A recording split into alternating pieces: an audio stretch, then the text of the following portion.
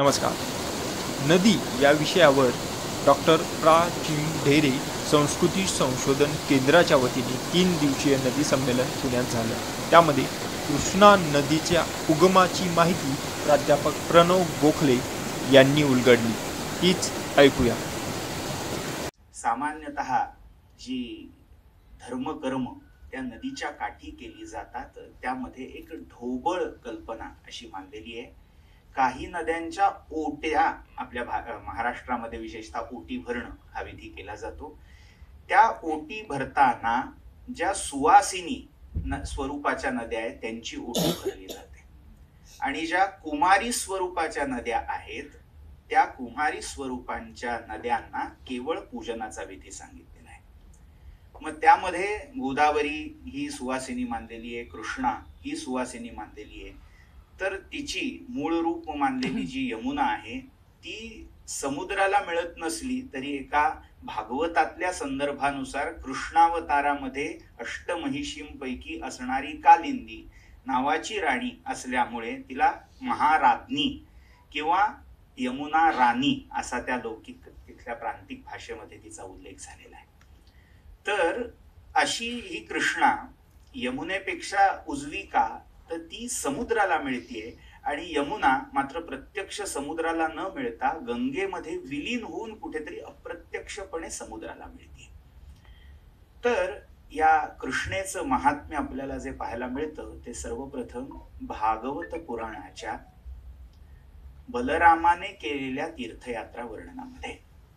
मूळ महाभारतामध्ये शल्य पर्वात जिथे गदापर्व हे जे उपपर्व आहे त्या उपपर्वामध्ये भीम आणि दुर्योधन हे गदा युद्धासाठी अगदी निर्णायक युद्धासाठी समोरासमोर ठाकलेले असताना आपलं सप्तसारस्वत तीर्थ म्हणजे एक प्रकारे व्युत्क्रमाने केलेली एका नदीची परिक्रमा म्हणजे त्या सरस्वतीच्या नदीमुखापासून उगमाकडे कुठेतरी तो बलराम त्या सरस्वतीचं दर्शन घेत गेलेला आहे आणि ती परिक्रमा संपवून नारदांच्या सांगण्यावरून त्या महाभारताच्या भूमीवर येऊन उभा राहिलाय आणि तो पुढे न्यायाधीशाचं काम भीम आणि दुर्योधनाच्या गदायुद्धात करतोय. मात्र भागवतामध्ये हा उल्लेख करत असताना जवळजवळ भारतातली सगळी तीर्थ बलरामाने पालथी घातली असा उल्लेख येतो. त्याचं कारण सांगण्यासाठी त्यांनी उल्लेख केलाय सूत या ऋषीच्या बलरामाच्या हातून घडलेल्या हत्येचा. सूत आणि सौती ही जोडगोळी पुराण परंपरेमध्ये फार महत्वाची मानली गेलेली आहे. रोमहर्षण सूत आणि त्याचा पुत्र उग्रश्रवा सौती त्यातल्या या रोमहर्षणाचा वध बलरामाने मध्यधुंद अवस्थेमध्ये त्या नैमिषारण्यामध्ये जमलेल्या सत्रामध्ये केला आणि त्या पापाचं विमोचन करण्यासाठी या बलरामाला तीर्थयात्रा करण्याची आज्ञा ऋषींनी केली. त्याबरोबर तो दक्षिणेत आला आणि त्यावेळी कुठल्या कुठल्या नद्यांचं अवगाहन त्यांनी केलं, कुठली कुठली तीर्थ त्याने पाहिली त्यामध्ये कृष्णेचा उल्लेख. कृष्णा, गोदावरी आणि अगदी खालच्या म्हणजे सेतू माधवाच्या तिथली ताम्रपर्णी, तुंगभद्रा या सगळ्या नद्यांचा उल्लेख त्यामध्ये येतो. त्यामुळे पुराण परंपरेमधला कृष्णेचा इतिहास जर पाहायचा झाला तर भागवत पुराण अर्थात भागवत पुराणाची जी कालसंगती कालानुक्रम आहे हा इसवी सनाच्या 8व्या शतकापासून 10व्या शतकापर्यंत मानलेला आहे. त्याच्या पूर्वीचं थोडं पुराण जर पाहायचं झालं म्हणजे कालानुक्रमे तर मत्स्य पुराणामध्ये दक्षिणापथातल्या 16 नद्यांशी हव्यवाहन नावाच्या अग्नीने संग केला आणि त्यातनं 16 धीष्ण्य अग्नींची उत्पत्ती केली असा एक पुसट संदर्भ मत्स्य पुराणात येतो. तिथे त्याच्या 16 त्या पत्नींच्या नावामध्ये कृष्णा असा एक उल्लेख आहे. पुन्हा याचा कुठेतरी अनुबंध हा वैदिक संस्कृती श्रौतयाग कारण हव्यवाहन हे जरी अगदी सवंग पद्धतीने वापरलं जाणारं कुठलंही आहुती ग्रहण करणारा असा अग्नी तो हव्यवाहन असा जरी सांगितला जात असला तरी धीष्ण्य ही जी संज्ञा आहे तो धीष्ण्याग्नी त्या हव्यवाहनाच्या नदी संगमापासून उत्पन्न झाला हा संदर्भ तिथे फार महत्वाचा होतो. त्याच्या पुढचा टप्पा जो आपल्याला दिसतो तो जसा सरांनी आता उल्लेख केला, पद्मपुराण आणि स्कंद पुराण. बहुतांश जी स्थलपुराण, तीर्थपुराण आहेत त्याचा सगळा संबंध एकतर पद्मपुराणाशी लावला जातो, नाहीतर स्कंद पुराणाशी. त्या दोन्ही पुराणातल्या कृष्णा महात्म्याचा विचार केला तर आकाराने बृहत असं पुराण म्हणजे कृष्णा महात्म्य हे स्कंद पुराणातलं आहे, आणि आकाराने जेमतेम 18 ते 19 अध्याय ज्याच्यात दाखवता येतील असं कृष्णा महात्म्य हे पद्मपुराणाचं सांगितलेलं आहे. स्कंद पुराणाच्या कृष्णा महात्म्यामध्ये एकूण 60 अध्याय आहेत. आता स्कंद पुराण आणि पद्मपुराणांचा जरी उल्लेख केलेला असला तरी अजून एक या मधल्या काळामध्ये विकसित झालेला पुराणाच्या 18 महापुराण परंपरेत न गणला गेलेला पण तरीही महाभारताशी ज्याचा संवाद आहे असा हरिवंश पुराणाचा भाग. हरिवंश पुराणाची जी प्रक्षिप्त मानली जातात त्या प्रक्षिप्तांमध्ये साधारण 8 ते 12 शतकामध्ये काही प्रक्षेप केले गेले. भांडारकर संस्थेने जो चिकित्सक आवृत्तीचा भाग प्रकाशित केलेला आहे 2 खंडामध्ये हरिवंशाचा, त्याच्यामध्ये पहिल्या खंडातून हा भाग वगळलेला आहे आणि दुसऱ्या खंडामध्ये परिशिष्टात त्याचा निर्देश केलेला आहे. त्यामध्ये या कृष्णा आणि वेणी संगमाचा उल्लेख एका महत्वाच्या प्रसंगी येतो. भगवान श्रीकृष्णाला मथुरा सोडायची नामुष्की जरासंधाच्या युद्धामुळे आली. आपल्यामुळे वारंवार या मथुरा जनपदावर आक्रमण होत आहेत हे ओळखून कृष्ण आणि बलराम तिथून बाहेर पडले आणि प्रवास करत करत सह्य पर्वत ओलांडून हे खाली आले आणि त्या सह्याच्या कुक्षी भागामध्ये असणाऱ्या कृष्णा आणि वेणा या नद्यांच्या संगम क्षेत्री त्याची भेट, त्या दोघांची भेट परशुरामाशी झाली आणि तिथे मी अपरांतातून तुमच्या भेटीसाठी आलोय असा सगळ्यात पहिला अपरांत क्षेत्र आणि परशुरामाचा संबंध दाखवणारा उल्लेख आपल्याला मिळतो की अपरांतम विहाय अहम अत्र उपस्थितः असं तो परशुराम कृष्ण आणि राम या दोघांना सांगतोय. तर मी अपरांत म्हणजे कोकणात राहत होतो आणि तुम्ही येणार हे जाणून या कृष्णा वेणीच्या संगमावर येऊन उभा राहिलोय असा पुसट संदर्भ हरिवंशात मिळतो. त्याचा पुढे कुठेही कुठल्याही कृष्णा महात्म्यात उल्लेख आलेला नाही. कृष्णा वेणी संगम तीर्थाचा उल्लेख आहे, मात्र या ऐतिहासिक प्रसंगाचा उल्लेख नसला तरी पुन्हा आजही त्याचे काही अवशेष आधुनिक काळातल्या मंदिराच्या का रूपान होईना आपल्याला दिसतात. ब्रह्मेंद्र स्वामींनी त्या कृष्णा आणि वेणा यांचा जो संगम आहे माहुली क्षेत्र तिथे एक मंदिर स्थापन करून घेतलेलं आहे आणि त्या मंदिरामध्ये एकाच छताखाली एकाच घुमटाखाली कृष्ण, बलराम, परशुराम आणि अन्य काही परिवार देवता यांची स्थापना झालेली आढळते. आणि त्यामध्ये ब्रह्मेंद्र स्वामींच्या चरित्रामधला असा उल्लेख आहे की ब्रह्मेंद्र स्वामींचं एक आराध्य दैवत हे परशुराम हे प्रसिद्धच आहे आणि आपल्या आराध्य देवतेने ज्या ज्या क्षेत्राला भेट दिली त्याचा पदस्पर्श जिथे झाला तिथे तिथे त्याचं स्मारक किंवा मंदिर काहीतरी स्थान निर्माण करणं हा मध्ययुगीन काळातला एक महत्वाचा धर्मचर्येचा भाग होता. त्यानुसार त्यांनी ते मंदिर उभं केलं. आजही मूळ मंदिर नसलं तरी नंतरच्या काळात अनेक जीर्णोद्धार तिथे झालेले आहेत. मात्र हे एक स्मृतिस्थळ आपल्याला दिसतं ज्याचा उल्लेख हरिवंशातल्या एका प्रक्षिप्त भागामध्ये आपल्याला दिसतो. या प्रक्षेपाचा साधारण जो काळ आहे तो इसवी सनाचं 8वं ते 12वं शतक हा पुन्हा येतो. आता त्याच्या पुढचा जो मुख्य महत्वाचा भाग आहे तो कृष्णा महात्म्य आपण जे पद्मपुराण आणि स्कंद पुराणात पाहतोय. त्या स्कंद पुराणामध्ये सुद्धा कृष्णा महात्म्य या नावाने एक स्वतंत्र भाग सापडत असला म्हणजे स्कंद पुराणाच्या नावावर तरी अजून एक महत्वपूर्ण ग्रंथ जो डी कुन्हा याने पहिल्यांदा प्रकाशात आणला तो म्हणजे सह्याद्री खंड, जो ऐतिहासिक काळामध्ये फार गाजलेला आणि असं म्हटलं जातं की वाईमधल्या अनेक घरातून ह्या ग्रंथाच्या पोथ्या मिळवून जाळल्या गेल्या वगैरे वगैरे. तर त्या स्कंद पुराणांतर्गत सह्याद्री खंडाच्या शेवटच्या अध्यायामध्ये महाबलेश तीर्थाख्यानामध्ये या कृष्णेचा उगम कसा झाला ही कथा आपल्याला आढळते.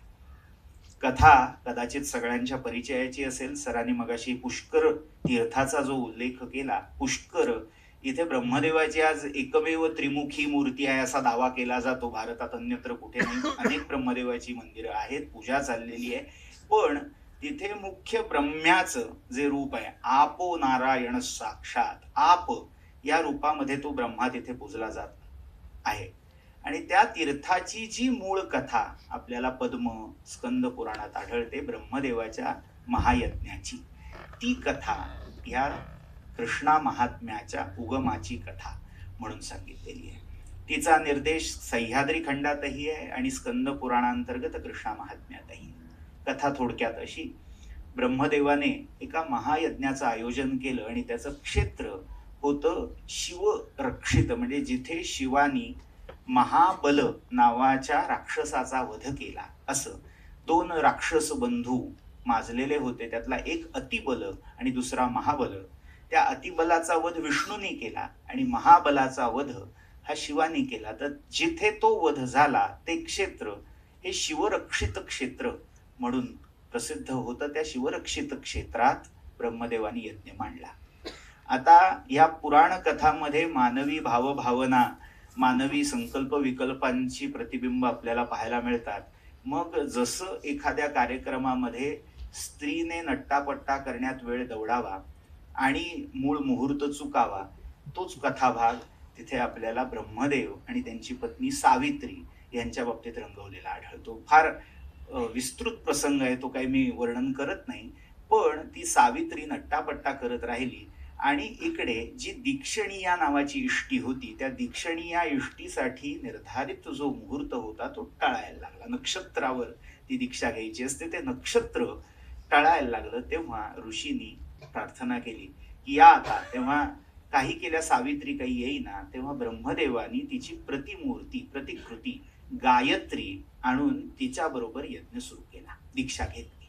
आणि इतक्यात ती सावित्री आली. तिने पाहिलं आपल्या जागी अन्य कोणीतरी स्त्री बसलेली आहे. तिचा क्रोध अनावर झाला आणि तात्काळ तिने शाप दिला की सगळे देव जे माझ्या विरहित यज्ञ प्रारंभ करतायत, त्याला अनुमोदन देतायत, ते जडरूप व्हावेत, जड व्हावेत, अशी शापवाणी तिने उच्चारली. आणि परिणाम असा झाला, खरोखर सगळ्या देवांना जडत्व प्राप्त झालं. प्रत्यक्ष ब्रह्मा विष्णू महेश यांची देखील गती कुंठित व्हायला लागली. तेव्हा शिव आणि हरी या दोघांनी तिची मनधरणी केली, बरीच मनधरणी केली आणि त्या यज्ञामध्ये तिला भाग देण्याचं कबूल झालं. आणि सावित्रीने मग उशाप दिला. दलयोर भेदहा, व्याकरणाच्या नियमानुसार ड आणि ल हे दोन्ही वर्ण परस्पर या ऐवजी तो, त्या ऐवजी हे असे वापरले जातात. त्यामुळे जड न होता जलरूप व्हा असा मध्यम मार्ग तिने उशापातून काढून दिला आणि देव हे जड न होता जलरूप झाले. मग बाकी सगळ्या ज्या देवता होत्या त्या छोट्या छोट्या ओहोळ, झरे, निर्झर, कुंड या स्वरूपात झाल्या. मात्र मुख्य ज्या तिथे 5 देवता होत्या, त्या 5 देवतांपैकी ब्रह्मा, विष्णू, महेश, खुद्द सावित्री आणि तिची सवत किंवा तिचं प्रतिरूप मानलेली गायत्री. तर गायत्री आणि सावित्री अशा 2 नद्या झाल्या ज्या त्याच स्थानातून उगम पावल्या, मात्र त्या पश्चिमेकडे गेल्या. देवांपेक्षा आमची दिशा वेगळी, आम्हाला तुमचं तोंडही बघायचं नाही म्हणून त्या पश्चिम सागराला जाऊन मिळाल्या. मात्र ब्रह्मा, विष्णू आणि महेश यांचं जे जलरूप झालं त्यातला ब्रह्मा हा ककुदमती नदीच्या रूपाने प्रसिद्ध झाला, जिला आज आपण कोयना या नावाने ओळखतो.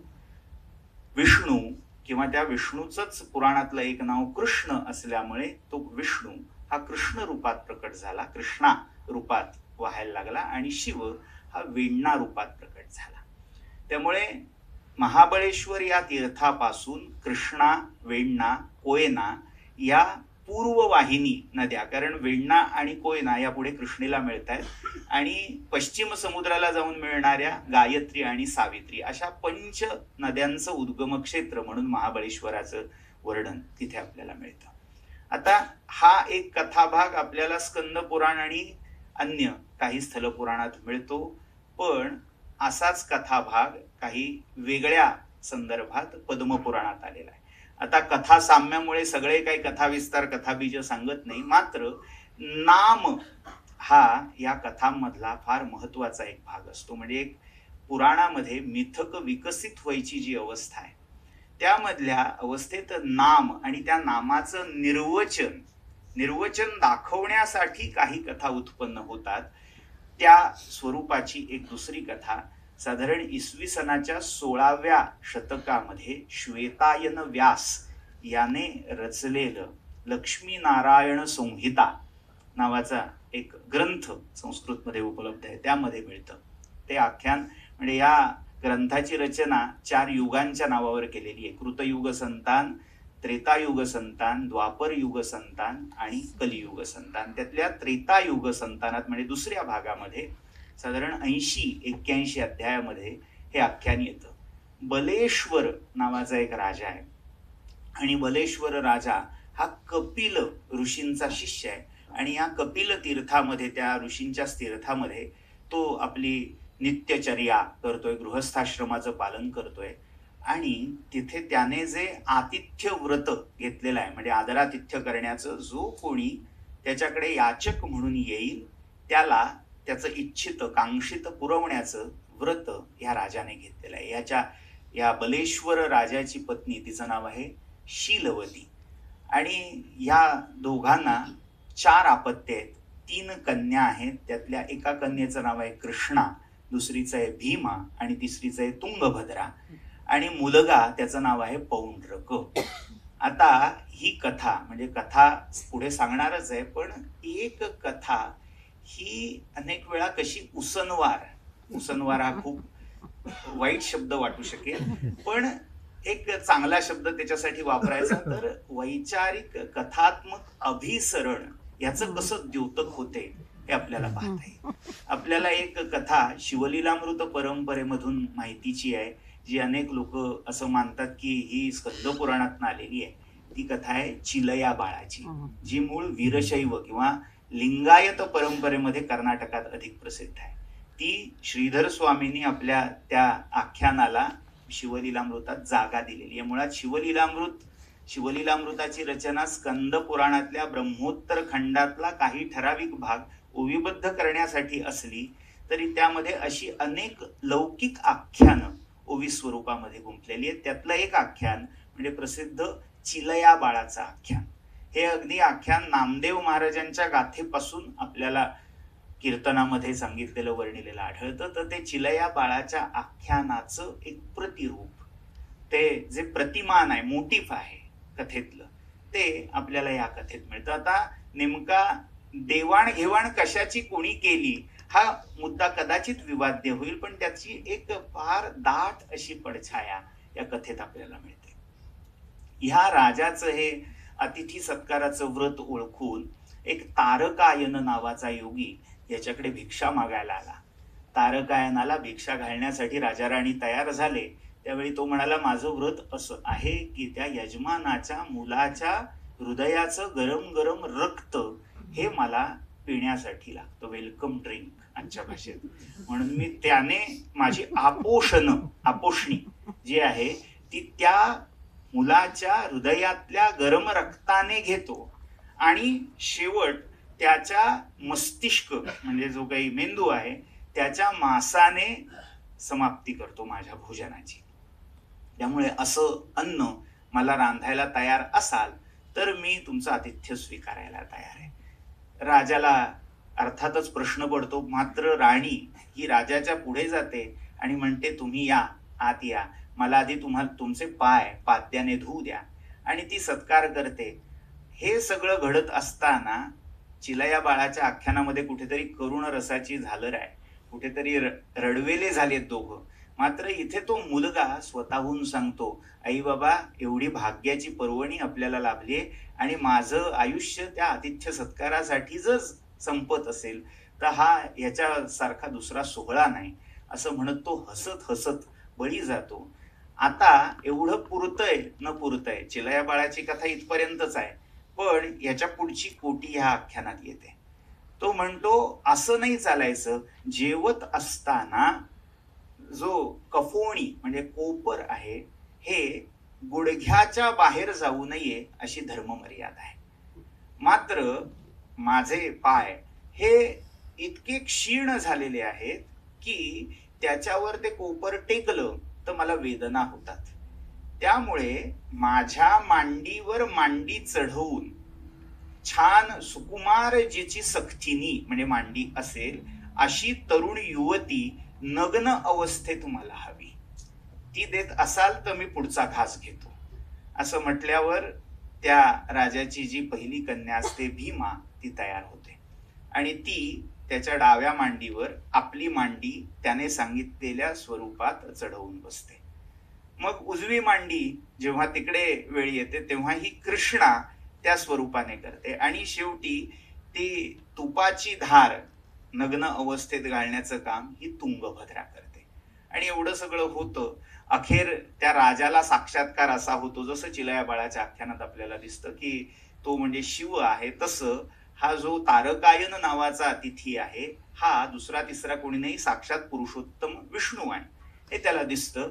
आणि त्यावेळी विष्णू त्याला वरदान म्हणून जे देतात की तू बलेश्वर आहेस, तू महादेव स्वरूप होशील आणि इथे कायम होशील. म्हणून महादेवाच्या नावातला मगाशी जो मी उल्लेख केला की नाम निर्वचन देणं, की महाबलेश्वर का, तर तो बलेश्वर नावाचा राजा आणि त्याला महादेवाचं सारूप्य पुरुषोत्तम कृष्णाने प्रदान केलं म्हणून त्याच्या नावात महादेवातला महा हा प्रत्यय आला आणि तो महाबलेश्वर या नावाने त्या तीर्थाचं जे पूर्ण भूमी प्रदेश आहे किंवा जो पर्वत आहे त्या रूपाने प्रतिष्ठित झाला.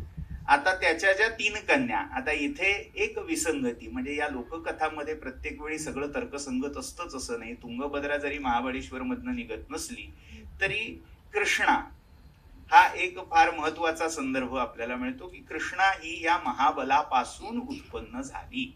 मग आता दुसरा तर्क की महाबल याची 3 पावलं असं एक पुढे आख्यान आहे. मग जिथे जिथे त्याची पावलं पडली तिथून म्हणजे जसं भीमाशंकर हे स्थान असेल किंवा दक्षिणेमधला तुंगभद्रेचा उगम ज्या नीलगिरीच्या एका शिखरापासून सांगितलेला आहे, 2-3 ठिकाणं सांगितली तिथे, तर ती त्या महाबल्या राजाची स्थानं असावीत का असा पुढचा तर्क पुढच्या अध्यायात आलाय. पण ही एक दुसरी कथा आपल्याला लक्ष्मीनारायण संहितेमध्ये दिसते.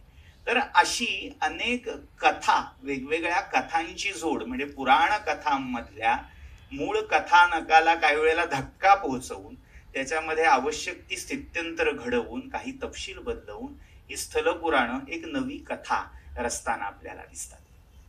मग ह्या कथांमध्ये जे मूळ भाग आहेत, प्रतिपाद्य आहेत, त्यामध्ये त्या नदीची असणारी पूर्ण स्त्री प्रतिमा.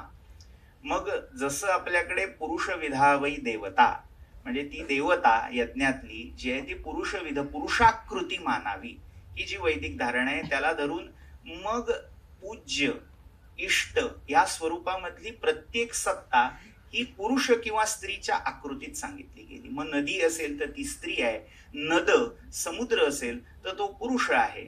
मग तसं या नदीला एक स्त्री रूप दिलं गेलं आणि त्या स्त्री रूपावर मग विष्णूशी सारूप्य कल्पून अनेक नवीन कथा या कृष्णा महात्म्यात ओल्या गेल्या. मग त्याचं चक्रस्थान कुठे आहे? जर चतुर्भुज विष्णू हा स्त्री रूपात आलाय तर तिचं चक्र, तिचा शंख, तिची गदा, तिचा कमल, तिची पावलं या सगळ्यांची स्थानं आपल्याला दिसतात.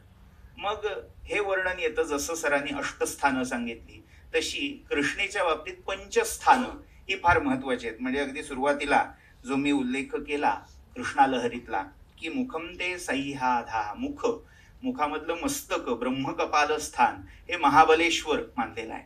त्या तिथून उतरली म्हणजे जे वाई पर्जन्य छायेचा प्रदेश ते वाई क्षेत्र, तिची हनुवटी म्हणजे खालची हनु, अधरा हनु असा तिचा उल्लेख आहे. पुढचं सदय हृदयम ते नरहरे अर्थात टेंबेस्वामी हे दत्त संप्रदायातले आहेत. त्या संप्रदायाचं एक महत्वाचं ठिकाण असणारी नृसिंह वाटिका म्हणजे नरसोबाची वाडी हे त्याच्यात त्यांना महत्वाचं स्थान म्हणून दाखवायचंय. त्यामुळे त्याला त्या कृष्णेचं हृदय म्हणून ते वर्णन करतायत.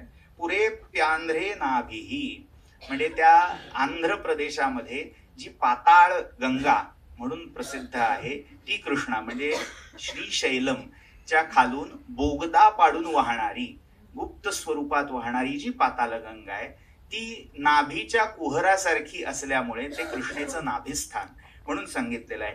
प्रपद युगलम प्राच्य विषयी, आणि विजयवाडाला जिथे ती समुद्रात विलीन होतीये तिथे तिचं प्रपद म्हणजे पावलाचा पुढचा महत्वाचा भाग ते स्थान म्हणून दाखवलं गेलंय.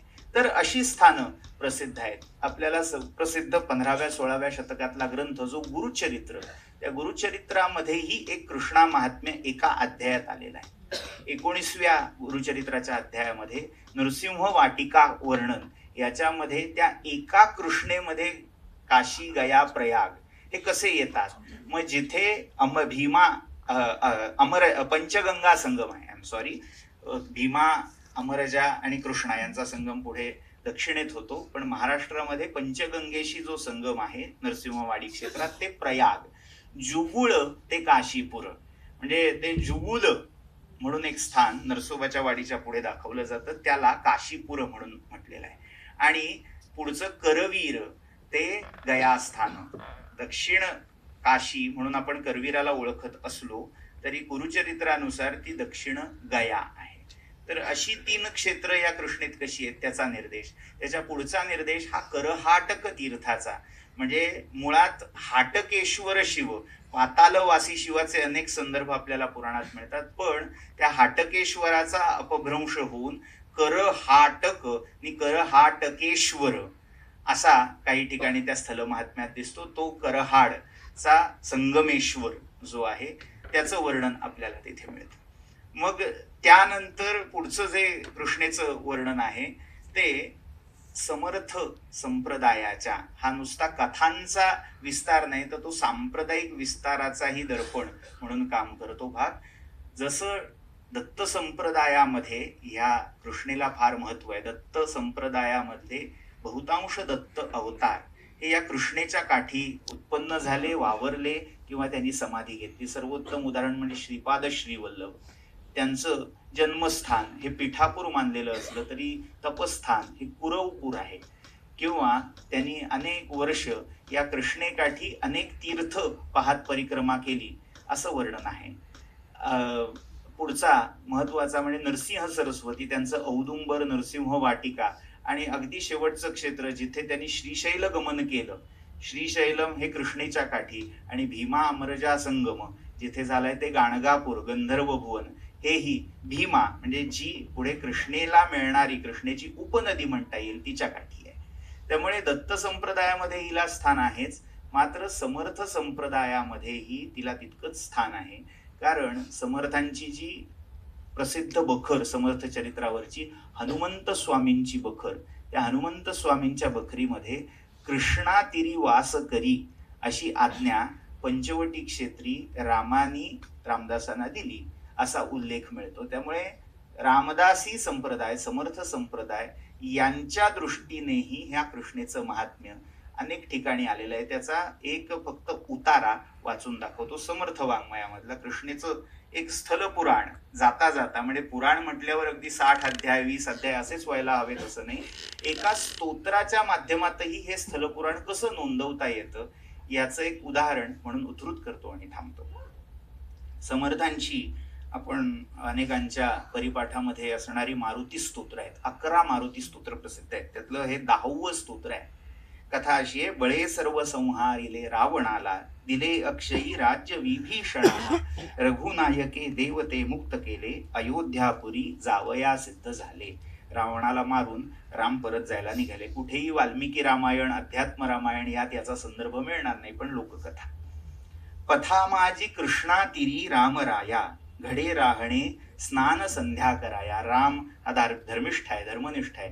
स्नान संध्येची वेळ आली ती नेमका तो कृष्णेवर होता, त्यामुळे पुष्पक उतरवलं गेलं. स्नानसंध्येसाठी राम उतरले तर त्यावेळी पुरुष आहे, पुरुषाला स्नान करताना पाहू नये, त्यामुळे संकोचाने सीता शिरटे गावी राहिली. मागचं कृष्णेच्या अलीकडचं गाव हे शिरटे. सीता राहिली शिरटे गाव जेथे, रघुराज तो पश्चिमेचे निपंथे. शिरटे गाव अलीकडे पश्चिमेला कृष्णेच्या पलीकडे असणार एक गाव, तिथे तो बाहू क्षेत्र म्हणून ज्याचा उल्लेख आहे. जपत ध्यान पूजा करी रामराजा, तयाचे परी वीर सौमित्र ओजा, स्मरेना देहे चित्त ध्यानस्थ झाले, अकस्मात ते तोय अद्भुत आले. त्या स्नानसंध्येच्या जपामध्ये इतका राम तल्लीन झाला, लक्ष्मणाला भान राहिलं नाही. आणि इतक्यात एक मोठा कृष्णेच्या पाण्याचा ओघ हा त्यांच्या दोघांवर वाहून आला. त्यावेळी काय झालं, आता रामकाजासाठी जो तत्पर होता तो तिथे होता आणि त्याने पाहून बळेच आलीला ओघ नेटे भडाडा, नभी धावती लोट लाटा धडाडा, नदी चालली राम ध्यानस्थ जेथे, बळे विक्रमे पावला भीम म्हणजे मारुती तेथे. उभा राहिला भीम रूपी स्वभावे, बळे तुंब तो तुंबिला दोन गावे, म्हणून तिथे गाव हे नाव बाहे, सवे लोटती देखते सर्व काहे.